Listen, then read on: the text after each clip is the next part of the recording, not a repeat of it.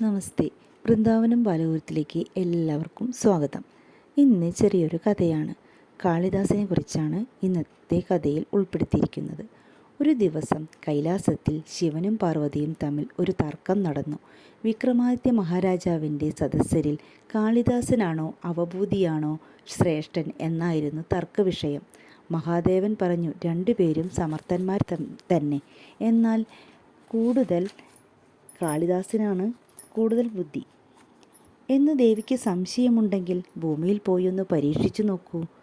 ദേവി സുബ്രഹ്മണ്യനെയും എടുത്ത് ഭൂമിയിൽ വിക്രമാദിത്യ മഹാരാജാവിൻ്റെ കൊട്ടാരത്തിന് മുന്നിൽ പോയി ഇരുന്നു. ഒരു തുണി വിരിച്ച് സുബ്രഹ്മണ്യനെ കിടത്തി. എന്നിട്ട് അരികിലിരുന്ന് കരയാൻ തുടങ്ങി. സന്ധ്യയാവാൻ തുടങ്ങി. വിക്രമാദിത്യ സദസ്സിൽ നിന്ന് പണ്ഡിതന്മാർ ഓരോരുത്തരായി പുറത്തേക്ക് വരുന്നത് കണ്ടു. ദേവി ഓരോരുത്തരുടെയും ഇപ്രകാരം പറഞ്ഞു: ഈ കുഞ്ഞ് ഒരു ശാപം മൂലം മരിച്ചിരിക്കുന്നു.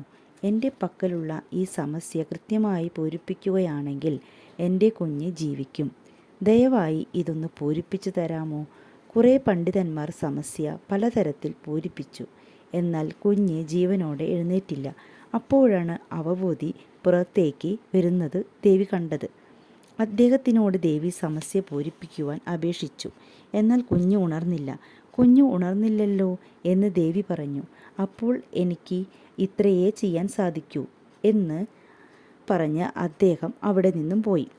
തത്സമയം അവിടെ കാളിദാസൻ എത്തിച്ചേർന്നു.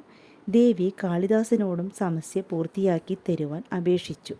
അവബോധി എപ്രകാരമാണോ സമസ്യ പൂരിപ്പിച്ചത് അതേ രീതിയിൽ തന്നെ കാളിദാസനും സമസ്യ പൂരിപ്പിച്ചു. കുട്ടി ഉണർന്നില്ലല്ലോ എന്ന് ദേവി വിലപിച്ചു.